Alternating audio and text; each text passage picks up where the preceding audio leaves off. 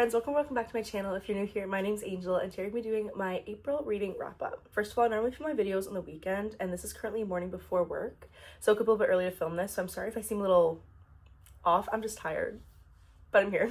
Also, April was a really weird month for me reading wise because I felt like I didn't read a lot. However, I just didn't read a lot of my TBR, which if you guys know for me is not typical. Typically when I set my TBR, like I'm a completionist, it gets done. This month I think I read 5 of the 8, so not my best showing, but I did also get halfway through one of them.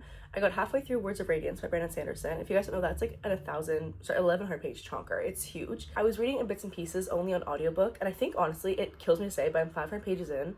I might have to start from the beginning. I'm just like not immersed enough in it and enjoying it enough, and I feel like it's because I've been splitting it up so much, listening it to like such small bite-sized pieces. I kind of want to go to the beginning and just physically read it, not an audiobook. Or to like immersive read, not just the audiobook, you know? But I read 11 books this month, which is still very, very good, I think. I read some new releases, I read some books on my TBR, and I read just some random ones for fun, so let's get into them. Let's go to the ones I don't have physically first. Starting with new releases, I did read Great Big Beautiful Life by Emily Henry. This one's like really hit or miss for people I find. I've been finding a lot of discourse online of like people really not liking this book and saying it's not like her typical ones. I think it's because it does deal with 2 storylines. First in this book, there's these 2 authors who are kind of like competing for the chance to write a memoir about a woman named Margaret. And so the story is half their timeline, kind of dealing with their romance they're going through, and the other half is getting the tidbits of Margaret's story that we're finding out and how it all kind of ties together. I still enjoyed it. I did find that I was slightly removed from the romance just because I had this whole other subplot I was really interested in, I was getting pulled towards. So I feel like people are saying it's not as romance heavy. I think there is still romance in it. I think also because there's another component to it. It's not quite as like prominent as is in other books perhaps. It was probably my lowest rated Emily Henry book. It was a 3.75 or 4 star. I still haven't settled on it for sure, but I still did really enjoy myself and had a lot of fun. There are the Conditions of Will by Jessica Hastings. This one I think is like a 4.25, honestly, a 4. I really enjoyed it. This was kind of like a 50-50 shot in the dark for me because I have enjoyed aspects of the Magnolia Parks universe. While it's not like my favorite series ever, I have a good time with it. But then I also read Never by Jessica Hastings, and that one was like a 1 star for me. Like I should have DNF'd it. It's because I'm learning where I was going to fall on the spectrum because I have enjoyed her works previously and also really disliked her works previously. First, I think her main character's name is Georgia. I could be totally wrong. I'm pretty sure she's like estranged from her family. She lives in London. They live somewhere in the United States. I'm pretty sure her father passes away and she has to go back for the funeral and kind of rehash all these things with her family she hasn't rehashed in years and doesn't want to think about. There is a romance involved that is very messy, that there were some aspects of it that I totally understood and aspects also that I like really did not enjoy, and I was like, I didn't really feel that. And also my main thing was I felt like the ending was left a little too open-ended for my liking. And I get how endings always have to wrap up perfectly, like a pretty little bow on it. However, I felt like it was just a little bit too not tidy for how I would have liked. I don't know how else to put that. I feel like the epilogue did kind of clean some things up, but the epilogue also kind of felt just kind of like rushed and thrown at you, and then in that sense, whereas like, oh, 6 months later, here we are, everything's fine. I was like, oh, wait a second, everything was not fine a second ago. It was nice to see, but also I wish we'd gotten almost like more of that in between parts. We could have really gotten that full circle moment at the ending. Sorry if the lighting keeps changing. The sun is just know what she wants to do. It's the morning and she doesn't know if she wants to be cloudy or sunny, so I apologize. Then I read Fearless, and surprisingly this was like a 4.5 for me, I think. And now the more I think about it, I think it's like a 4.25. I've lowered it a little bit. Pretty much this one is the conclusion to the Powerless trilogy. Powerless was good for me. Powerless was like a 4.5 star, I think. There's a couple moments made me a little bit uncomfy in terms of like how close it was to other works I've read, like The Hunger Games and The Red Queen. But I still really did enjoy the story itself. Reckless definitely was like the filler book of all filler books. Reckless was a hard one to read, I'm not gonna lie. It was just so much back and forth. That was a 3 star. This one was a very good conclusion. I did not like the ending she gave the one character, to be honest. I went kind of back and forth with it and like how this trilogy was gonna end. And I just like saw the unraveling happening and I was like, no baby. So yeah, well I did kind of like if you guys know me, I'm like a sucker for one kind of certain fantasy trope, and she brought that back into this one in kind of like a different way, and I really did enjoy that and like the aspect of that. But yeah, I feel like the ending, I wish anything went a little bit differently. I think that's why it's like not higher for me. I also finally read a Man Called, I still don't know if it's Ove or Ove. I think it was like Ufe in the audiobook. I'm not 100% sure. It's by Frederick Bachman. It's about this grumpy old man who just wants to not be here, pretty much. That might have been a bad way to put it, but pretty much his wife has passed away. And he's just ready to go. He's grumpy. He literally is just like, I just want to go. It's kind of just like very much like a slice of life, character-driven book in the sense that you're just following him along then as he makes these connections and as he goes about these daily mundane things and kind of realizes certain things. I read as an audiobook and I think it was fun, but I find whenever I listen to audiobooks, I don't have like the same emotional reaction as when I actually read the book physically. So I feel like if I had read it physically, I could have cried, but I didn't on the audiobook. I think it's probably like a 4 star, I think. They're in the Midnight Library, and this one definitely please check your trigger warnings for. Please, please, please. Because literally the very first page of this book, our main character decides that she also doesn't want to be here anymore. And I don't know how much I can say on here. I always get nervous. Pretty sure she decides to take her own life on like literally the third chapter, I believe. And then from there, she ends up in this place called the Midnight Library. And pretty much this is a place where there's all these books on the shelves, and you can pick a book and see how your life would have turned out if you had made any slight different change or different choice in your life. It's a very interesting concept, but I just found that it got very repetitive after a while is my main thing.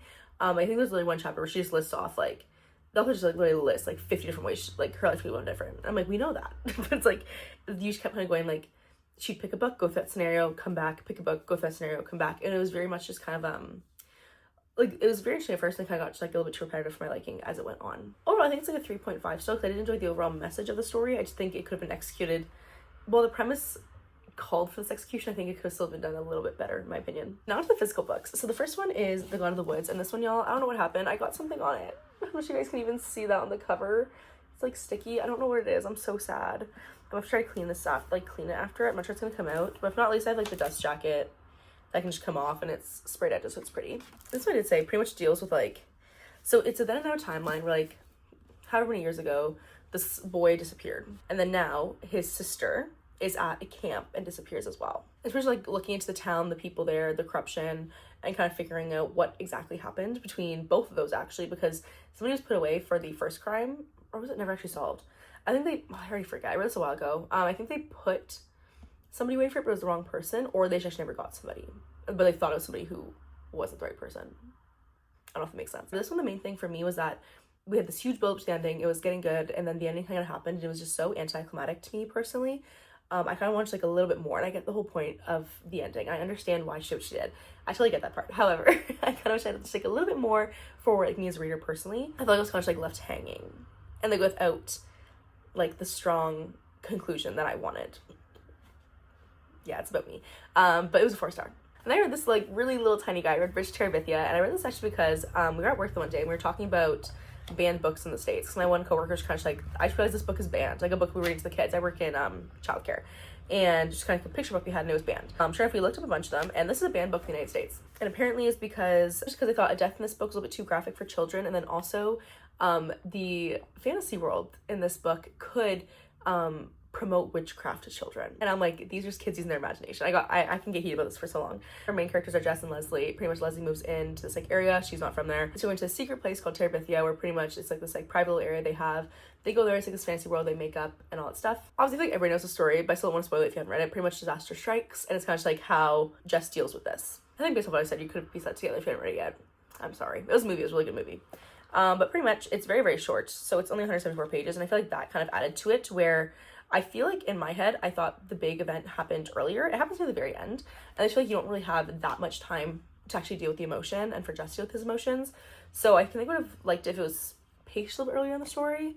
However, I still really enjoy it. This was just like a classic. I feel like everybody should read this or at least watch the movie. It's a good movie.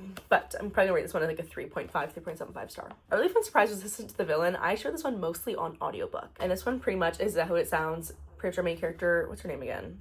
Evie. I read books, I remember them, I promise, but like just the characters still in my mind. I can't focus on a million characters. I forget how it comes about, but she ends up working for this villain, and he literally is called the Villain. In town, like nobody really knows what he looks like, nobody knows his real name. He's just like the ominous villain, and she ends up working for him. Obviously things escalate from there, but it's kind of funny seeing her do like his mundane tasks, like, you know, planning his shipments, you know, figuring out his interns, like all that stuff. It's very interesting, and I'm very excited to read the next book is Apprentice to the Villain, and that is on my TBR for May. I do say I think it was like a 4 to 4.25 star, I believe. They're Firefly by Kristen Hanna, and this one is like the sequel to Firefly Lane. If you guys know, when I finished Firefly Lane, I was crying, and I heard there was a sequel. I was like, honestly, I feel like this book could have kind of just ended off where it is, and it still could have. This book I think tried to like add on to that emotion you have at the ending, so I can't really talk a lot about this book specifically about obviously spoiling the first book. However, the first book with these two best friends who are like inseparable from like the time they meet, it focuses their friendship on decades, and like as it changes, as they become mothers, more invested in their careers, all that stuff, and kind of just like focus on the core of like female friendship and friendships in general as you kind of go along in life and how things change. The end of that book is very sad, and so pretty much this one picks up not like right where we left off, but shortly afterwards. But I think I'm gonna give it like a 4-star max, like a 3.5, honestly, probably. Yeah, and I'm sorry I can't say much, but it's a sequel, and it's very like, I can't say anything that happens in this book because it spoils the entire ending of the first one. So yeah, Then I read Same Time Next Summer by Annabelle Monaghan in one sitting. I literally sat outside on my like little backyard patio furniture and just read this in one sitting. It's 279 pages, so it's not a long one. However, this one I did not really enjoy all that much. I think I gave it a 3-star, and sir, I say I didn't enjoy it, I gave it a 3-star. I did enjoy aspects of it. It was a lot of fun. However, for me, like there's certain things that like don't sit right with me ever, and in this book she is engaged for like the entire thing, pretty much. So she goes back to her hometown and sees like, you know, like the one that got away kind of thing, like her like childhood like best friend, almost lover, kind of, you know the whole situation. And then pretty much like, and I was like, okay, well maybe like, you know, they'll call it off early and they'll start forming it. No, she really didn't call this thing off till like maybe the third last chapter. I could be exaggerating, but I think that's honestly where it was. Like there was like less than 30 pages left, and I'm like, what is happening in here? And I just didn't really like, I wish it happened sooner. That's my thing. If it happened sooner, I've been like probably all for this. However, just like how close they called him in this book, I'm like, I do not like that. And for just like the second last chapter, she goes to him and it's like a huge thing. She goes, I called it off, and I'm like, yeah, it had to be done sooner. It had to be longer is what it had to be, because I just personally, that didn't sit right with me fully. And I was gonna say my surprise of the month. It's not really a surprise at all. I read Mortal Longings by Chloe Gong and absolutely loved and devoured this. I think it's a 5-star. Honestly, like, it might be a 4.75. Like, honestly, like, haven't really stopped thinking about it since the ending. And, like, I could go back and read this last sentence again, and I'm like, I get giddy reading it. Persistent is, like, Deadly Trials on, like, a really amazing scale. And it's an Anthony and Cleopatra retelling. There's a big scene at the end that played out, and you were, like, gutted. You're like, did this actually just happen? And then the very last line took you out of it. So pretty much, I was like ran to get the next book, but I said to give myself a little bit of time between it. But I think I'm definitely gonna pick it up in May, even though it's not my TBR. It's probably gonna get picked up, I think. Anyways, these are the 11 books I read in the month of April. I am hoping to read a little bit more in May, potentially, or kind of like match this number, honestly. I feel pretty good whenever my books fall between like 10 and 15 a month, like the pace I read at. Even though I'm not sure I can count this little itty bitty book as a full book, but it's okay. If you guys like today's video, please like, comment, subscribe. I'm also on TikTok, Angel's Book Corner, and I'll see you guys next video. Bye.